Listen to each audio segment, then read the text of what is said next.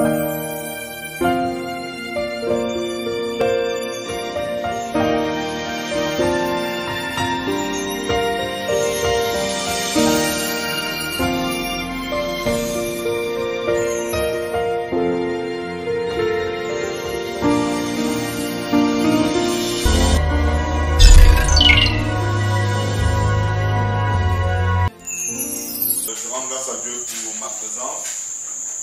prends la parole en tant que coordonnateur du département mission dans le cadre du projet Québec Douala 2020. Depuis pratiquement 2 ans, à chaque OCP, chacun des départements qui intervient dans le cadre de ce projet fait un petit bilan des activités. Donc, c'est à ce nom-là que je suis là ce soir pour vous, pour 20 minutes, d'après le programme qui m'a été donné. Donc, je ferai 15 minutes maximum d'exposé. Je présenterai un tout petit peu le département et ce que nous avons fait cette année. Et par la suite, je vous laisserai 5 minutes pour des questions et échanges, avant que nous ne passions à l'orateur du soir pour l'enseignement. Donc, le projet Québec Douala 2020, qui a été lancé il y a 2 ans, je suppose, à la ACP. L'objectif était, dans le cadre de célébration du cinquantenaire, d'exprimer notre besoin que le Seigneur a mis dans notre cœur, de nous étendre une sorte de croissance spirituelle et numérique, avec pour leitmotiv atteindre 50 000 élèves et étudiants pour l'évangile d'ici 2020. Et c'est dans cette optique que le département mission a été mis sur pied avec d'autres départements qui interviendront ce soir. Voilà, la qualité du vidéo dérange un peu. Alors je vais peut-être le lire un peu pour nous. Nous avions, en tant que département de mission, un objectif qui était assez simple. Le Québec est organisé en section scolaire, section universitaire, section poste. Et il ne s'agissait pas pour le projet de venir faire de l'évangélisation et du suivi à la place des structures et des cellules spécialisées des différentes sections. Mais, merci. Donc, il s'agissait pour nous, de mobiliser et de former les évangélistes en milieu universitaire. Parce que le comité d'évangélisation universitaire est une structure qui organise et qui pense l'évangélisation en milieu universitaire. Il s'agissait pour le département de la mission de venir en soutien à ce comité, au CEU, en leur donnant des éléments, en leur informant ces bien-aimés pour que la section ait des GB6 universitaires à guérir en matière d'évangélisation.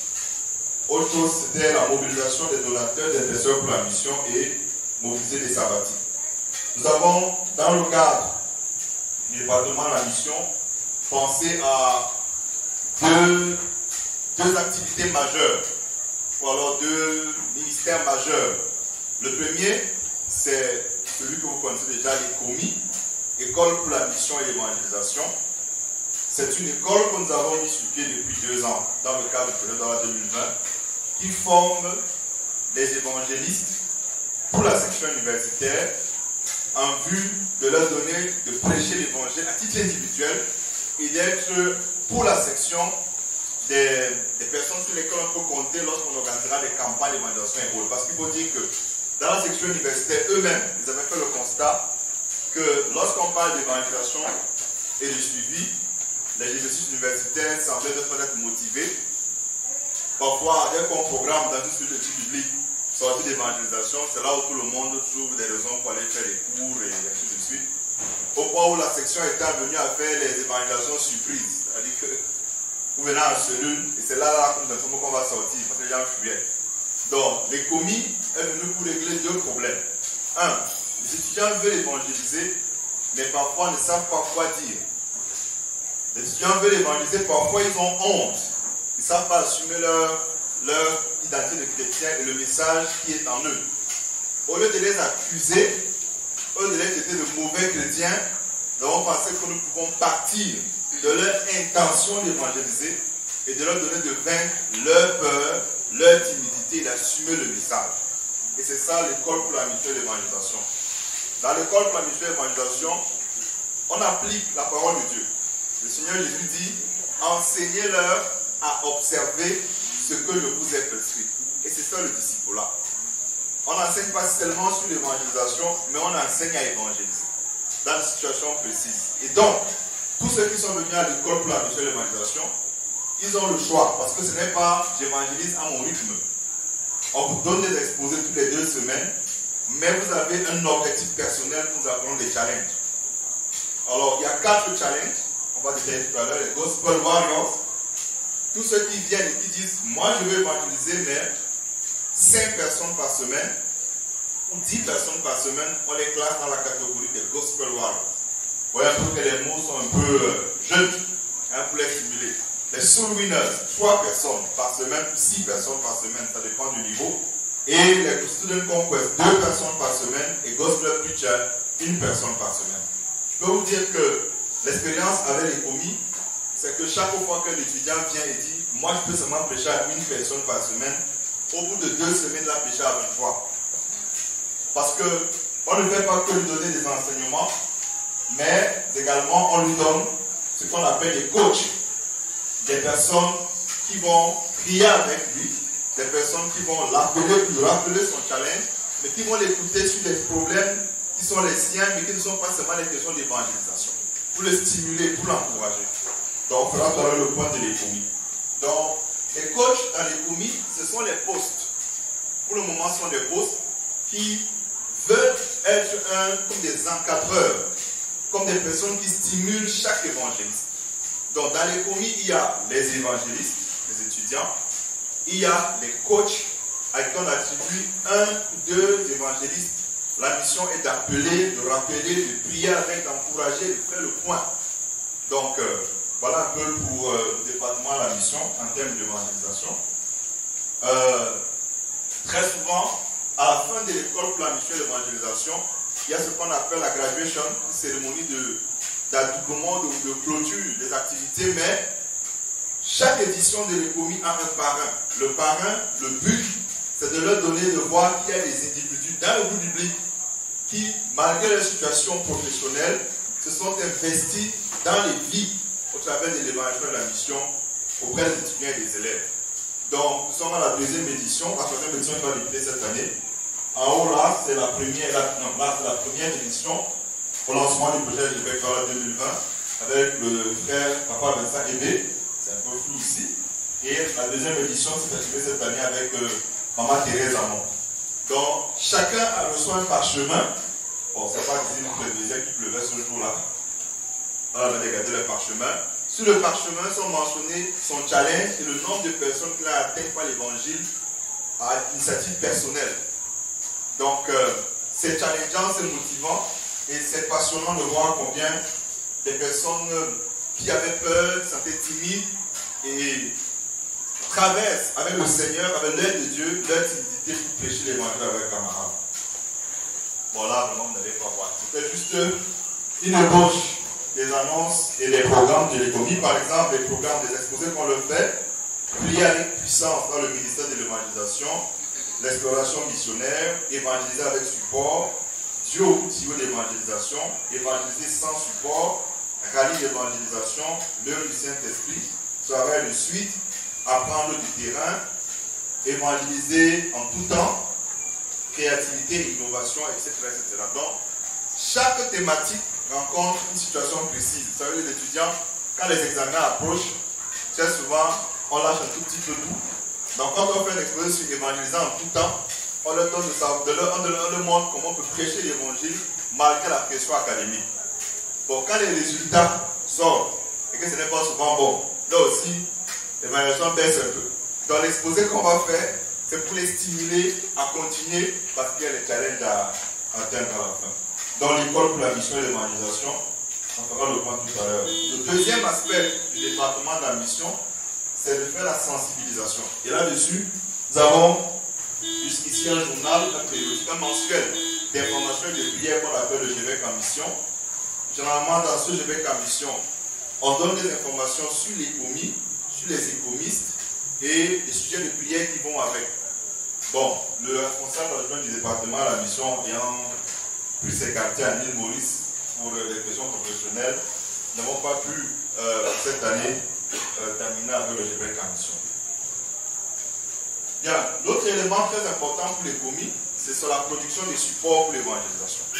Nous avons pensé que nous allons produire et traiter l'évangélisation et autres. Jusqu'ici, ça n'a pas été facile. On a les traités, on a les maquettes, mais il nous faut un peu plus pour aller produire.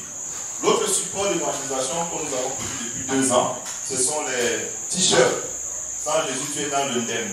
Bien, la vie avec Jésus, le goût de ça.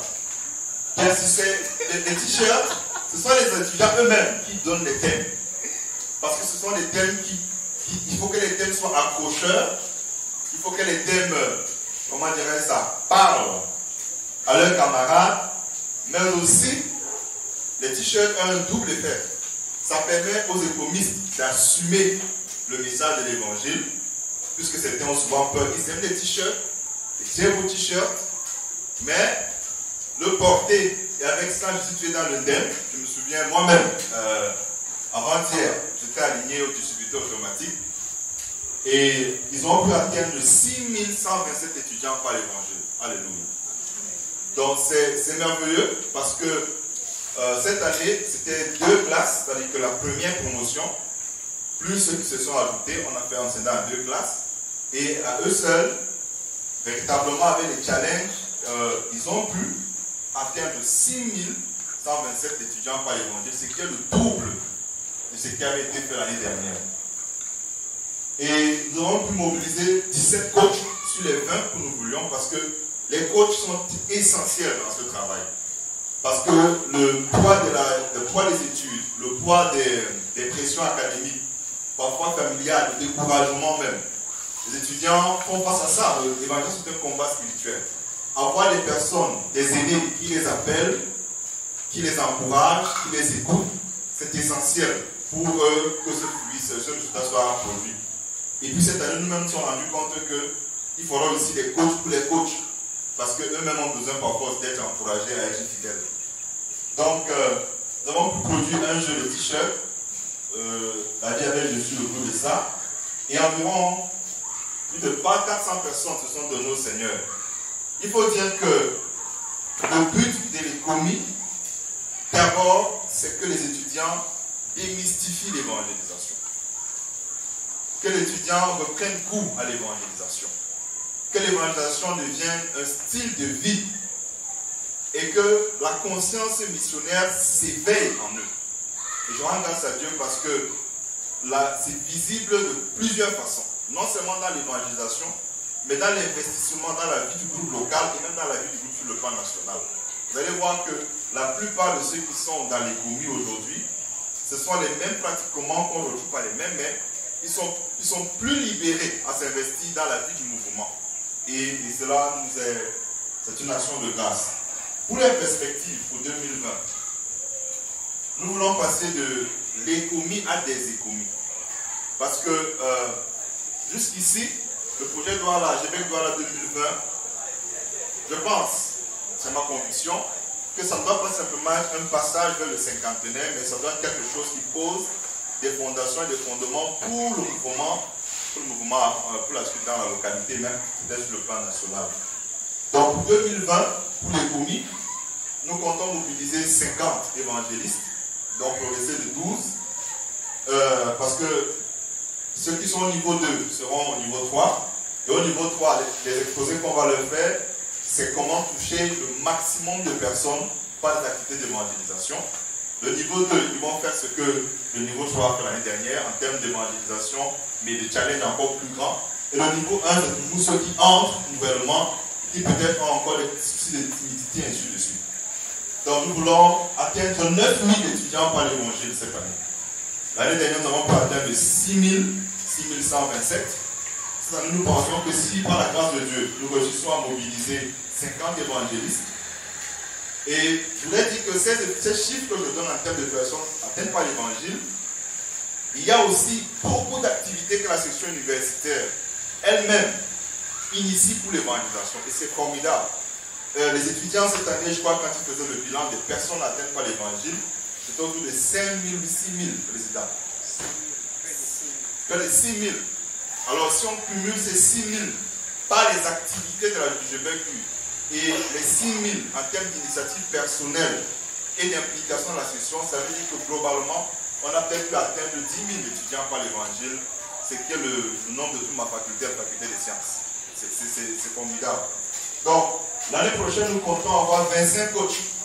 Parce qu'il faut un coach au moins 2 personnes. Et nous voulons formaliser et mettre sur pied ce qu'on appellera l'école de coach, de Gospel Preacher Coach. Parce que le département mission s'est rendu compte que les coachs ont besoin eux-mêmes de petites formations sur l'évangélisation et sur le coaching, comment encourager quelqu'un et comment être fidèle soi-même dans son engagement. Et ça ne sera pas forcément les mêmes fréquences, mais peut-être un peu moins. Nous comptons formaliser une étape sur pied. Sur le plan de l'intercession, nous comptons aussi formaliser et mettre sur pied ce qu'on va appeler conquérir les campus par la prière. C'est également pour ceux qui veulent apprendre à prier pour la mission et les missionnaires, et pour ceux qui veulent prier pour la mission et les missionnaires. Donc, 4 ou 5 séminaires ouverts à tout le monde, pour ceux qui veulent apprendre à prier et qui veulent prier pour la mission et les missionnaires. Parce que nous pensons que c'est essentiel. Le Seigneur Jésus a dit que la moisson est abondante, il y a peu d'ouvriers, et il faut prier le maître de la moisson pour les ouvriers. Et également, nous voulons mettre sur pied 4 séminaires pour ceux qui veulent apprendre à donner et qui veulent donner pour la mission et les œuvres missionnaires. Ces 3 éléments nous font l'essentiel de ce que peut être la mission dans une communauté, dans un mouvement comme le nôtre. Des équipiers, des donateurs, des intercesseurs. Et donc, c'est ouvert. Nous voulons aller vers ça. Pour le gérer comme mission, nous allons passer d'un mensuel à un trimestriel. Je vais passer rapidement pour terminer aux besoins. Alors, les besoins, c'est simple. Nous avons besoin des personnalités, des personnes ressources. Nous voulons des coachs, des personnes qui peuvent être disposées à venir, s'engager à donner un temps par semaine, 1 heure, 5 minutes pour appeler un étudiant pour demander si tu es évangélisé, mais s'engager soi-même à suivre les 4 séminaires pour 1 an. 4 séminaires de 2 heures sur comment on encourage et comment on donne à quelqu'un de transcender sa propre affinité. Nous avons besoin des coachs. Nous avons besoin des personnes qui peuvent nous aider dans l'organisation des séminaires, que ce soit sur l'intercession, que ce soit sur le don pour la mission. Nous avons besoin des personnes qui sont disposées pour vous signaler. Et enfin, nous avons aussi besoin de 2 types de personnes. Des personnes qui pourront être disponibles pour nous lorsqu'on produit les t-shirts pour nous aider à la commercialisation parce que le département fonctionne de façon pratiquement autonome par la vente des t-shirts qui sont déjà subventionnés. Donc voilà un tout petit peu ce que je peux dire sur le département de la mission. Ce que je voudrais qu'on retienne essentiellement, bien aimé, c'est que Dieu nous a donné des dons et des talents, chacun d'entre nous, et ce n'est pas le temps ni les occupations familiales qui peuvent justifier le fait qu'on ne mette pas en exergue un talent que Dieu nous a donné. Il n'y a pas de spectateur dans la foi. Et si vous voulez même dire, je suis poste, et moi je veux seulement donner financièrement, il faut donner comme le Seigneur veut qu'on donne. Si vous dites que vous voulez seulement prier pour les étudiants, il faut prier comme le Seigneur veut qu'on prie.